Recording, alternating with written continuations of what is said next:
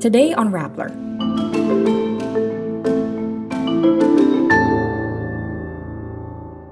The Department of Agriculture approves the importation of onions to address the supply gap. Former DND OIC Jose Faustino Jr. speaks out on why he resigned. 9 Chinese energy companies pledged to invest 760 billion pesos in the Philippines' push for renewable energy. The National Telecommunications Commission orders a signal shutdown in areas of Cebu for Sinulog 2023. Social media giants Meta and YouTube police content backing attacks in Brazil by Bolsonaro supporters. UP Fighting Maroons star player Carl Tamayo departs the team to go pro in Japan. And Live Nation releases ticket-selling details for K-pop boy group Treasure's Manila concert. The Department of Agriculture, concurrently headed by President Ferdinand Marcos Jr., approves the importation of 21,060 metric tons of onions to address the supply gap that caused prices to skyrocket. The DA tells the Bureau of Plant Industry to issue import clearances for yellow and red onions from January 9 to 13. To monitor the entry of imported onions, only the ports in Manila, Subic, Cebu, Davao, and Cagayan de Oro are allowed to receive the shipments. The DA's price monitoring data shows that local red onions are sold in markets for 480 pesos to 600 pesos per kilo, while prices of white onions range for 450 pesos to 600. Based on 89 countries included in the database of global product prices, the average price of onions is just $1.54 per kilo, equivalent to around 84.87 pesos.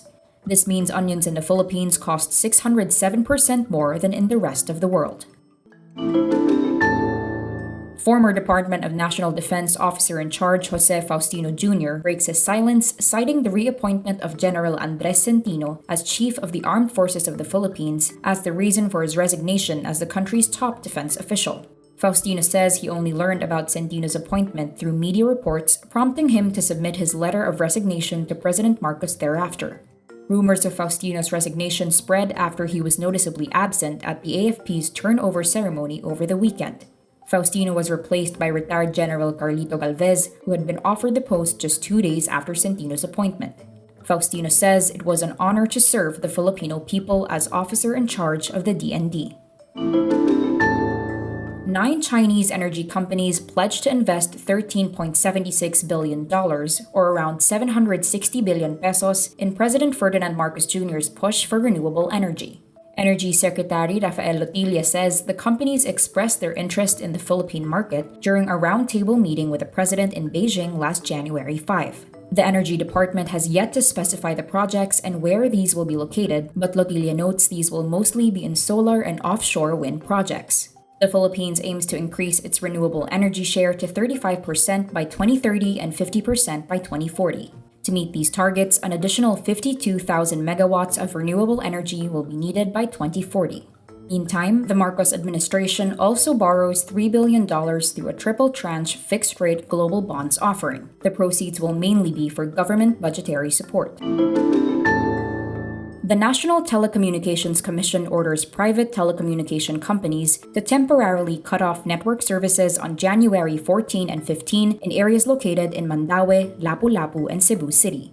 In a memorandum signed by NTC Deputy Commissioner Ella Blanca Lopez, dated January 6, the NTC heeds the request by the Philippine National Police in Central Visayas to impose a suspension of telecommunication services during the 458th Fiesta Señor and Sinulog 2023. The memorandum says there shall be no signal, direct and/or reflected, coming from any cell sites in the areas covered by the festivities. Cebu City Mayor Mike Rama on Sunday, January 8, said there would be no signal shutdown and that they stood firm on this decision. Rama says he no longer needs to post another statement on the matter and the police have left the decision to the local government.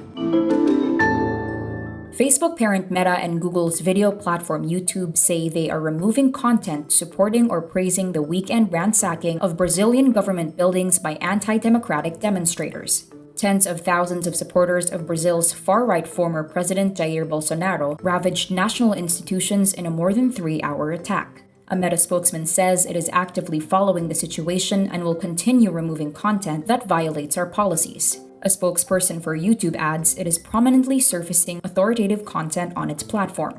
Private messaging app Telegram also says it is working with Brazil's government and fact-checking groups to prevent the spread of content inciting violence.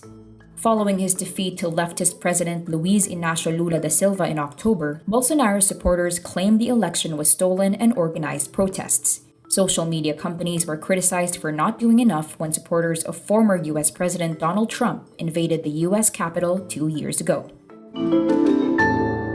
The UP Fighting Maroons' power forward Carl Tamayo confirms rumors he is going pro with the Japan B League. Tamayo, who played a huge part in the Maroons' historic UAAP Season 84 men's basketball win in early 2022, pens an emotional farewell letter stating his decision. He says, "If there is one thing I learned as a member of the UP Maroons, it is that we can count on the UP community to support us through thick or thin." Tamayo also thanks his coaches, sponsors, the entirety of the Maroons team, and the UP community. Throughout 2022, Tamayo balanced duties with the Maroons and the Gilas Pilipinas national team. Tamayo and the Maroons have not revealed which team he will suit up for. Tamayo joins a huge Filipino player contingent already playing in Japan, including former UAAP stars Kiefer Ravena, Kobe Paras, Dwight Ramos, Ray Parks, and 30 Ravena. Attention Filipino treasure makers! Concert promoter Live Nation announces the ticket prices and seat plan for Treasure's upcoming Hello concert in the Philippines. Ticket prices range from 3,500 pesos for general admission seats to 19,500 pesos for the VIP section. Treasure Maker membership presale opens on January 19, 10 a.m. Buyers can get a maximum of 2 tickets per membership ID. Meantime, the Live Nation presale opens on January 20, 10 a.m., while general on-sale starts on January 21, 10 a.m. 4 tickets per transaction are available for both sales. Treasure's one-night show on April 15 at the Mall of Asia Arena is the group's first solo concert in the country. Now composed of 10 members, Treasure originally debuted as a 12-member boy group under YG Entertainment in August 2020. And that's today's wrap. I'm Nina Liu. Thank you for watching. Click the link below for the full story. Follow us on Rappler's YouTube, Facebook, Twitter, Instagram, and TikTok.